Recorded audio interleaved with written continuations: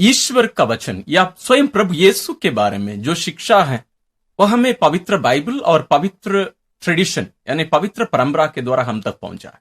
इसको हम गहरे रूप से इन दिनों में समझते आ रहे हैं और विशेष रूप से हम आनंदित हैं। आज पुनः हमारे साथ हैं ब्रदर राजन सामुएल। ब्रदर जी, हम पुनः आपको हमारे बीच में स्वागत करते हैं। धन्यवाद फादर जी।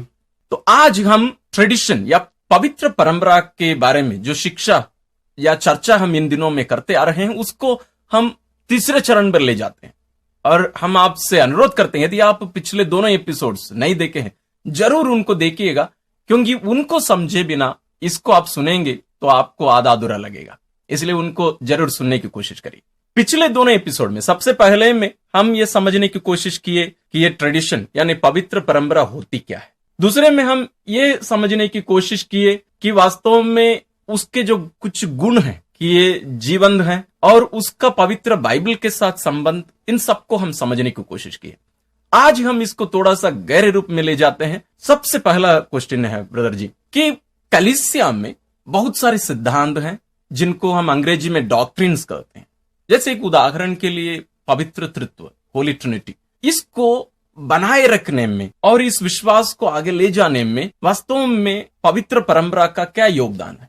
जी फादर जी, एक्चुअली जो विश्वास सत्य की जो भी घोषणा होता है कलीसिया में, जो आदिम कलीसिया से मैं बताऊंगा प्रभु ईसा मसीह से जो कुछ शिक्षा मिला और कलीसिया, आदिम कलीसिया ने जो शिक्षा दे करके या मानते हुए आए थे उसके ऊपर कहीं क्वेश्चन उठता है, तब कलीसिया आधिकारिक रूप से उसके ऊपर कुछ डॉक्ट्रिन्स निकालते हैं। सबसे पहले जैसे आपने कहा है पवित्र तृत्व का, पवित्र तृत्व आदि में ही है और बाइबल में कई जगहों पर हम लोग उसका रूप देख सकते हैं, लेकिन होली ट्रिनिटी या पवित्र तृत्व बोल करके एक शब्द बाइबल में कहीं भी हमें पढ़ने के लिए नहीं मिलता है। लेकिन पवित्र तृत्व को, ऐसा तीन व्यक्तियों को और एकमात्र ईश्वर के विषय में हम लोग बाइबल में चाहे पुराना विधान हो या नया विधान हो हम लोग पढ़ सकते हैं। तो वहां से लोग विश्वास करते आ रहा था उसको पवित्र परंपरा, क्योंकि वो लिखित में नहीं है, पवित्र तृत्व बोल करके एक शब्द बाइबल के अंदर नहीं है, वो अलिखित विश्वास ही है।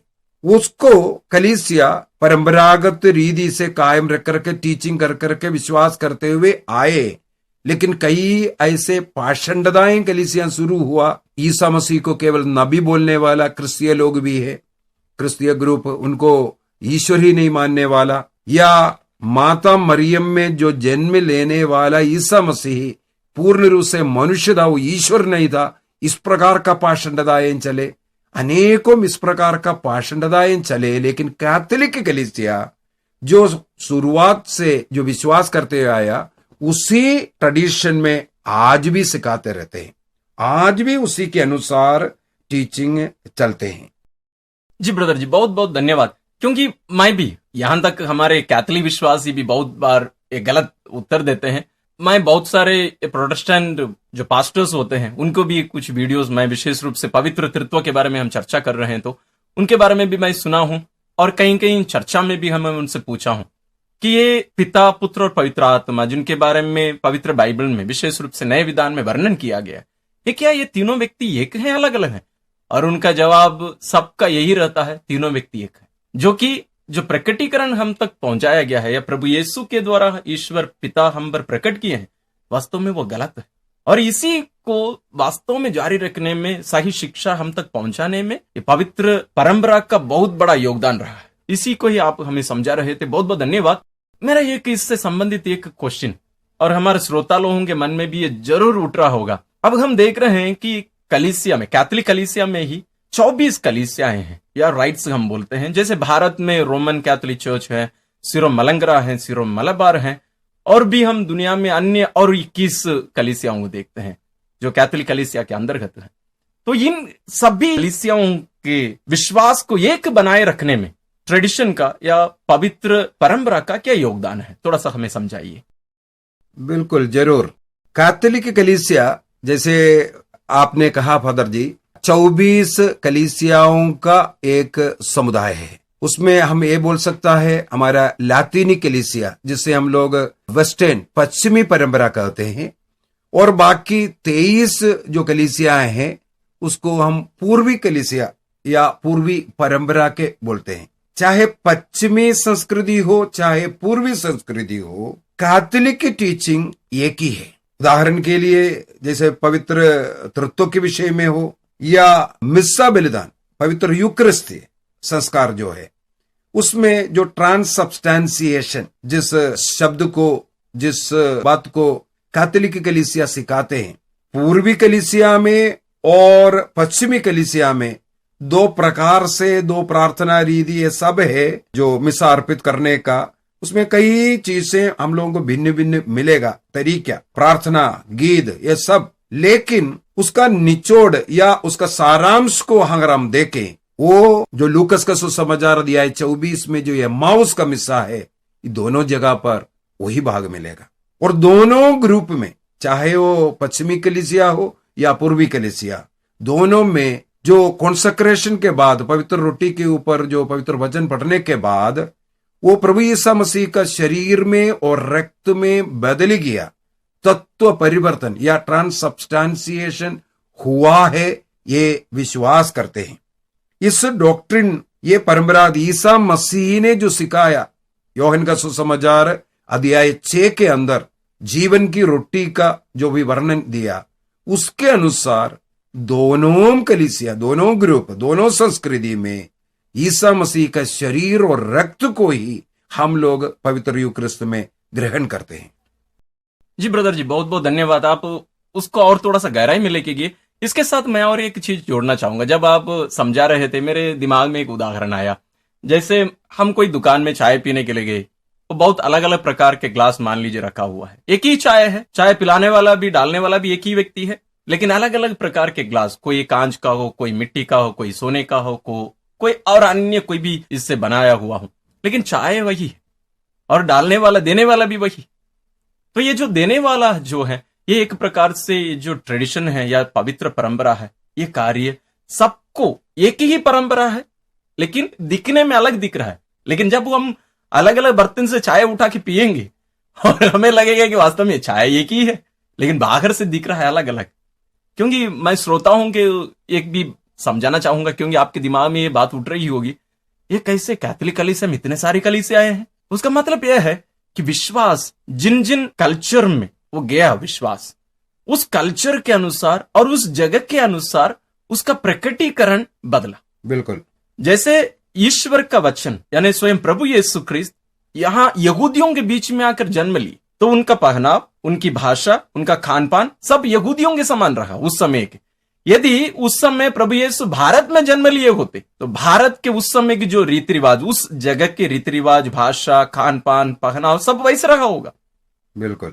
तो वैसे ही ये जो विश्वास है, हमें एक ही व्यक्ति के द्वारा यानी पवित्र आत्मा कलीसिया के माध्यम से हमें इस परंपरा के द्वारा अलग अलग रीति से हम तक पहुंचा रहे हैं। ये बहुत ही ईश्वरीय अनुग्रह का एक कार्य है, इसको हमें आप समझाए हैं, बहुत बहुत धन्यवाद। तो इस बात को ब्रदर जी थोड़ा सा हम आगे ले जाते हैं, विशेष रूप से जैसे आप पवित्र यूक्रिस्त के बारे में हमें एक उदाहरण के रूप में लेकर आप समझा रहे थे, कैसे ये जो पवित्र परंपरा है, ये पूजन पद्धति यानी लिटर्जी को हमारे क्रिस्तीय जीवन के स्रोत के रूप में, उसके नींव के रूप में, जड़ के रूप में ये हमें कलीसिया सिखाती आ रही है। वास्तव में ये कैसे ट्रेडिशन या पवित्र परंपरा इसको मजबूत करता है।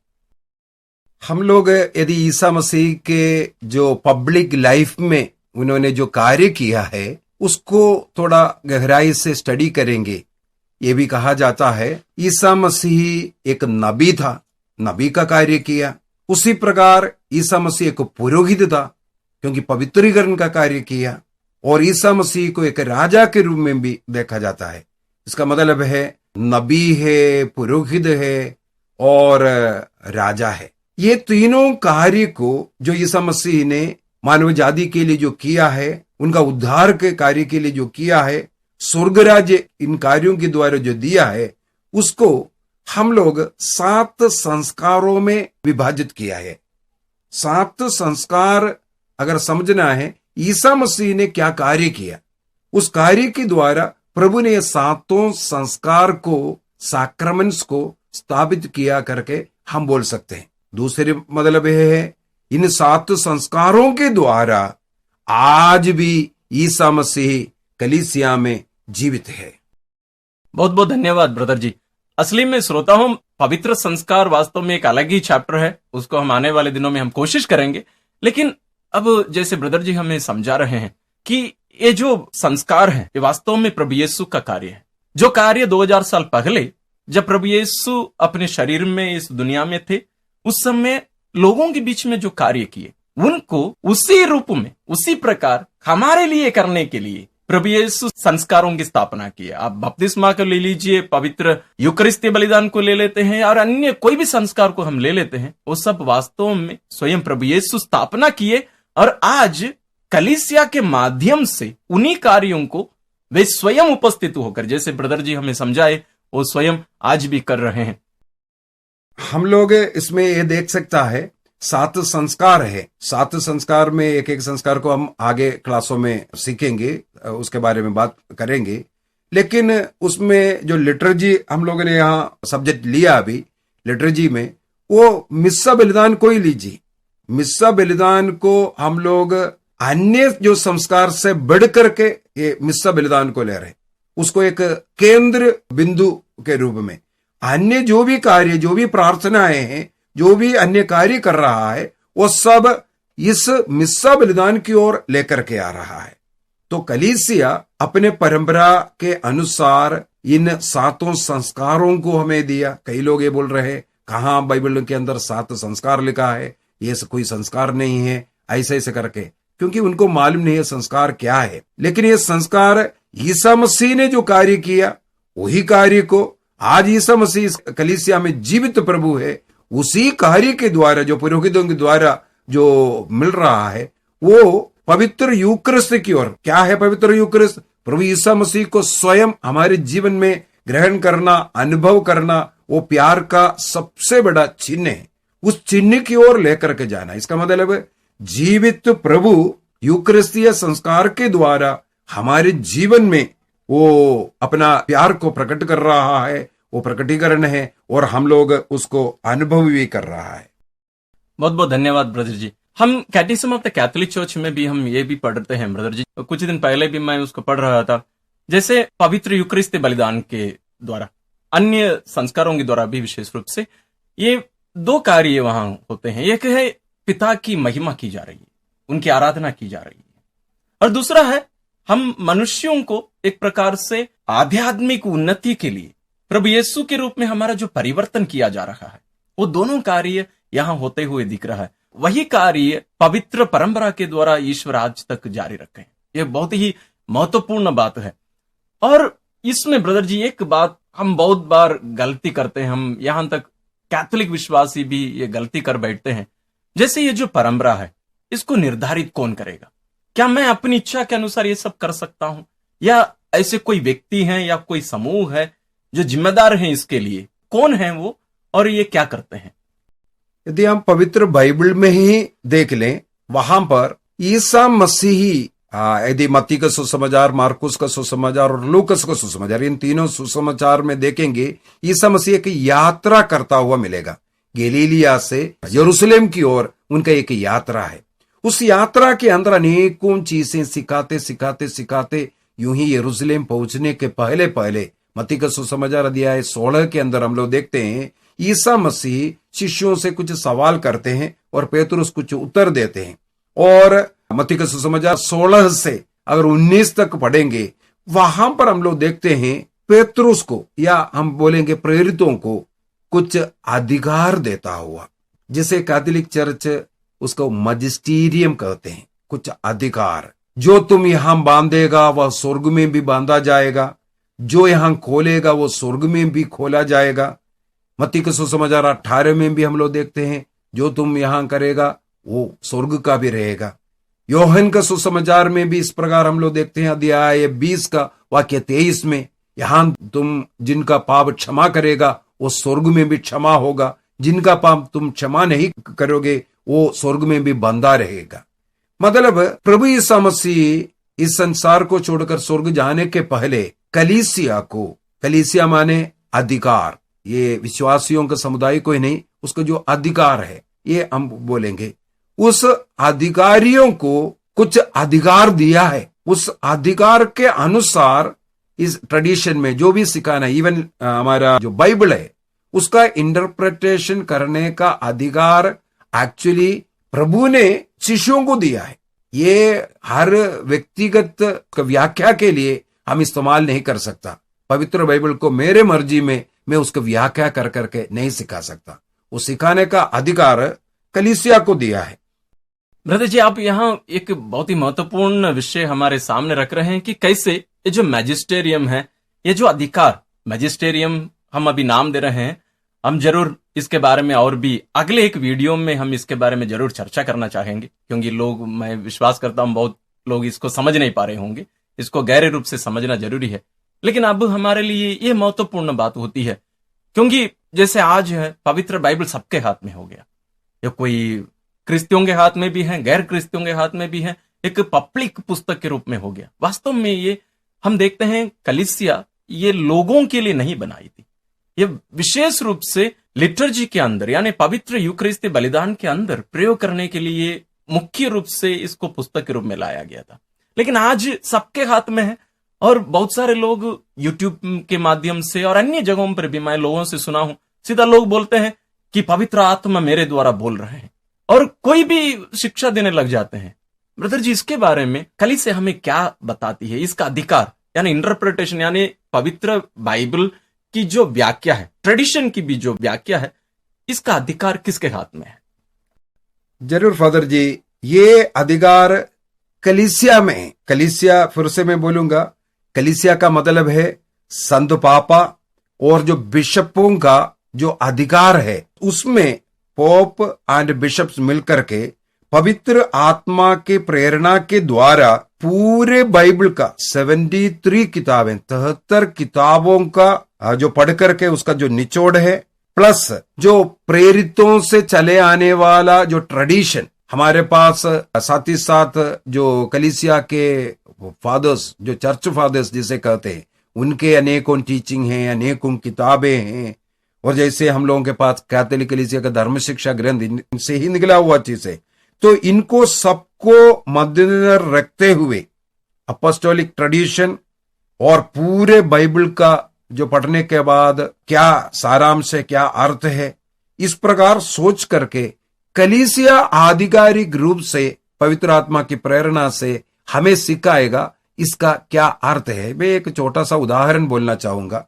अभी हाल ही में कोई पेंटेकोस्टल पास्टर के द्वारा मैंने कुछ वीडियो डाला था, कुछ क्लास लिया था, उसका टिप्पणी करते हुए यह है काइन और हाबिल की बलि के विषय में, भेंट अर्पित करने के विषय में। वहां पर काइन ने जो खेतीबाड़ी से जो उपज मिला उसका कुछ भाग प्रभु के लिए अर्पित कर रहा है, और हाबिल जो भेड़ बकरियों को चराता था वो पहलोत्तम जो एक भेड़ को ला करके सर्वोत्तम एक भेड़ को अर्पित कर रहा है। वहां पर हम लोग पढ़ते हैं ईश्वर ने हाबिल की भेंट स्वीकार किया और काइन की भेंट को अस्वीकार किया। तो मैंने उस क्लास के अंदर कैथोलिक कलीसिया इसके विषय में क्या सिखा रहा है ये बताया, लेकिन किसी पास्टर ने उसके ऊपर बहुत टिप्पणी करके बोला क्योंकि हाबिल का जो बलि है ईसा मसीह का बलि था, इसलिए वो स्वीकार्य हुआ, काइन का बलि वो नहीं है करके। पहली बात है, वो जो बताने वाला जो भी व्यक्ति है उसको ये मालूम ही नहीं है, उसका चर्चा, उसका बातचीत अगर देखेंगे, उत्पत्ति ग्रंथ अध्याय 1 से लेकर के 11 तक का अध्यायों में जो कुछ लिखा है वो कुछ कहानियां हैं, और ये कहानियां लिखा हुआ क्या सिखाने के लिए है? ये अज्ञानता के कारण। और जो उत्पत्ति ग्रंथ का ये अध्याय 1 से लेकर के 11 तक लिखा कब है? ये लिखा है बाबिलोन के जो प्रवास के बाद, जो लौट करके आने के बाद इसको लिखा गया। तब उनके पास एक जो प्रीस्टली जो कार्य जो होता था, लेवी ग्रंथ वाला, वो उनके सामने था। उसके अनुसार वो देख करके ये दोनों बलियों के विषय में लिखा था। जी हाँ ब्रदर जी, इस प्रकार के मैंने भी बहुत सारी सुनी है, लेकिन अब ये प्रश्न ही उठता है, मेरे लिए केवल नहीं, हमारी जो श्रोताओं हैं, हमें थोड़ा सा समझाइए कि इसको हम ऐसे संदर्भों में हम कैसे इन बातों को समझें। जी, कैथोलिक थियोलॉजी, कैथोलिक टीचिंग के अनुसार ये जो उत्पत्ति ग्रंथ अध्याय 1 से लेकर के जो 11 तक है, अब्राहम के बुलावे के पहले वाला जितने भी घटना है, उन घटनाओं को जिस प्रकार लिखा हुआ है उसी अर्थ से नहीं, लेकिन वहां क्यों लिखा हुआ है, केवल उन अध्यायों का एक ही लक्ष्य है, ईश्वर सृष्टिकर्ता ईश्वर है, वो दयालु ईश्वर है, करुणा दिखाने वाला ईश्वर है, और साथ ही साथ जो गलती करता है, पाप करता है, उसको दंड मिलता है, लेकिन उसके साथ वो प्रेम भी करता है। चाहे आदम हेवा के जीवन में हो, काइन हाबिल के कहानी में हो, नूह के समय का कहानी हो, या बाबुल के जो मीनार के कहानी हो, ये 4 कहानियां हैं बाइबल के अंदर। 4 प्रभु के करुणा दया को दिखाता है, लेकिन मनुष्य उस करुणा से निकल करके पाप करते हैं, उनको दंड मिलते हैं, फिर उन लोग दया मांगते हैं, उन पर फिर से प्रभु दया करता हुआ हम लोग पाते हैं। लेकिन यहां पर जो बलि अर्पित करने वाली बात है, वो लेवी ग्रंथ के बलि के साथ जुड़ करके ही इस बातों को बोला है, ना कि काइन ने जो खेतीबाड़ी जो कर करके जो लेके आया वो अस्वीकार है करके। लेवी ग्रंथ में रोटी लाना भी, जो खेतीबाड़ी का जो उपज है उसका बलि अर्पित करना, वो भी दिया हुआ है। यहां पर 2 प्रकार का जीवन जो इसराइलियों में था, एक खेतीबाड़ी करने वाले, एक भेड़ बकरियों को चराने वाला, ये दोनों दिखा रहा है। उनमें हाबिल का बलि इसलिए स्वीकार्य हुआ क्योंकि हाबिल ईश्वर के लिए स्वीकार्य व्यक्ति था। ये बलि दोनों ईसा मसीह के बलि में हम लोग देख सकते हैं। लास्ट सपर का पार्ट भी है, और क्रूस में जो बलि अर्पित करने वाला वो पार्ट भी हम यहां देख सकता है। इसलिए कैथोलिक कलीसिया जो सिखा रहा है वही सही है। जो मनगणत अपनी इच्छा के अनुसार जो व्याख्या कर रहा है, ये गलती है। जी हाँ ब्रदर जी, ये बहुत ही महत्वपूर्ण एक बात हम सभी लोगों के लिए है कि आजकल हम यूट्यूब में, हमारे यहाँ तक बहुत सारे कैथोलिक लोग भी, हम कोई भी व्यक्ति से हम सुनने के लिए तैयार हो जाते हैं। हम यूट्यूब में चेक कर लेते हैं या ढूंढ लेते हैं, लेकिन हम ये पता नहीं लगाते हैं कि इसको वास्तव में अधिकार है या नहीं, इनको कोई प्रशिक्षण मिला है कि नहीं, और ये सही शिक्षा दे रहे हैं कि नहीं। ये सब जाने बिना हम किसी की भी सुनने के लिए तैयार हो जाते हैं। वास्तव में वो खतरा हो सकता है। वो ईश्वर का वचन नहीं, कोई मनुष्य का वचन हो सकता है। तो पवित्र बाइबल को पढ़कर कोई भी कुछ भी बोल दे, हर बात पर हमें विश्वास नहीं करना चाहिए, बल्कि कलीसिया द्वारा जो शिक्षा हमें दी जाती है उसको हमें अपनाने की जरूरत है। लेकिन ब्रदर जी, अभी एक बहुत बड़ा सवाल हमारे श्रोताओं के मन में है, मैं उसको आपके सामने रख रहा हूं। वो ये है कि जैसे पुरोहित लोग, हम जैसे मैं फादर हूं, कैथोलिक कलीसिया में पुरोहितों को यह शिक्षा देने का अधिकार, वास्तव में आप मैजिस्टेरियम के बारे में हमें समझा रहे थे कि संत पिता और धर्माध्यक्षगण, बिशप गण, ये मिलकर मैजिस्टेरियम होते हैं। लेकिन ये पुरोहितों के अधिकार कहां से मिलता है? और हमारे कुछ कैथोलिक विश्वासी भी शिक्षा देते हैं, जैसे आप हैं, हम सबों को ये अधिकार कहां से मिला है? थोड़ा सा समझाइएगा। बिल्कुल, हम लोग देखते हैं संत पापा और जो बिशपों का जो मंडली है, यही बाइबल का सही इंटरप्रिटेशन, सही व्याख्या करके हमें देते हैं। उसी को ही हम लोग सीखते हैं और सिखाते हैं। हम लोगों को इस प्रकार सीखने का बहुत सोर्सेस मिल जाते हैं, उसको सीखते हैं। अभी पुरोहित कैसे हैं? पुरोहित आए ऑर्डिनेशन में, उनको ऑर्डिनेशन का पूर्णता हम बोलेंगे जब बिशप बनेगा, लेकिन बिशप के सहाय के रूप में, बिशप से जुड़े रह करके, बिशप का जो अधिकार के अंदर रह करके एक प्रीस्ट को, एक पुरोहित को कलीसिया को सिखाने का अधिकार मिला हुआ है। और आपने पूछा मुझे, मैं भी जब बिशप से या पुरोहित से जुड़ करके, कलीसिया से जुड़ करके, और जो कलीसिया सिखाते हैं उसको सिखाने का अधिकार प्राप्त है। जब तक मैं कलीसिया से जुड़ा हुआ है, प्रीस्ट से और हमारे बिशप से जुड़ करके, वे लोग जो सिखाता है उसको सिखाने का अधिकार कलीसिया लेपर्सन को, लेटी को भी देता है। तो उसी प्रकार हम लोग सिखाते हैं। इसका मतलब हम जो आधिकारिक रूप से कुछ भी बोल रहा है वो कलीसिया द्वारा आधिकारिक रूप से सिखाया हुआ बात ही होना चाहिए। जी ब्रदर जी, ये बहुत ही महत्वपूर्ण बात है। लेकिन बहुत बार ये भी देखने को मिलता है, कभी कभी कोई धर्माध्यक्ष भी, कोई पुरोहित भी और लोक धर्मियों से भी, जो हमारे कैथोलिक विश्वासी भी हैं, शिक्षा देते हैं, कभी कभी गलत शिक्षा बोल देते हैं। उसका कारण यह है कि हम पूर्ण रूप से उसकी जानकारी लिए नहीं है। यानी परंपरागत जो शिक्षा है उस विषय पर उसका अध्ययन किए बिना वे भी कुछ सोचकर, ऐसे हो सकता है, एक अनुमान लगाकर बहुत बार शिक्षा देते हैं और उसके लिए मैजिस्टेरियम उनको मापदंड भी देती है या कभी कभी उनको दंडित भी करती है। यदि हम कलीसिया के इतिहास में हम देखें, बहुत सारे ऐसे हम पुरोहितों को और यहां तक धर्माध्यक्षों को भी देख सकते हैं जिनको मैजिस्टेरियम उसके बाद शिक्षा देने से रोक दिया था। वो कहा है कि अब से आप आधिकारिक रूप से शिक्षा नहीं दे सकते। ये वास्तव में कलीसिया ये सब करती आ रही है। ये बहुत ही महत्वपूर्ण एक विषय है। तो यहां तक हम आज विशेष रूप से पवित्र परंपरा के बारे में विस्तार रूप से हम चर्चा कर रहे थे, मनन कर रहे थे। हम 3 एपिसोड इसके ऊपर किए। तो हम आपसे आशा करेंगे कि आप इन तीनों एपिसोड्स को जो लाइन में दिया हुआ है 1, 2, 3 आप देखिए, समझिए और ये जो क्रिस्तीय विश्वास है इसको अपनाकर इसमें गहराई में जाने की कोशिश करिए। तो ब्रदर जी, हम विशेष रूप से आपको धन्यवाद देते हैं, ईश्वर को भी धन्यवाद देते हैं आपके लिए कि आप अपना बहुमूल्य समय निकालकर हमें विशेष रूप से कलीसिया की शिक्षाओं पर, विशेष रूप से उसमें भी परंपरा के बारे में विस्तार रूप से हम चर्चा किए। इसमें आप हमारे साथ रहे और हम सबों को इस विशेष बात को समझने में आप हमारी सहायता किए। ईश्वर आपको और भी आशीर्वाद देते रहें और भी हमारे चैनल के द्वारा और अन्य माध्यम से भी आप लोगों को शिक्षा देते रहिएगा। बहुत बहुत धन्यवाद। धन्यवाद फादर जी। तो हमारे इस चैनल में आप कैथोलिक शिक्षा के अधिकार के अनुसार जो शिक्षाएं हैं, संस्कारों के बारे में हो, पवित्र बाइबल के बारे में हो और भी अन्य बहुत सारी बातों के बारे में हम शिक्षा देते आ रहे हैं। उसके कुछ लिंक्स हम डिस्क्रिप्शन में पाएंगे।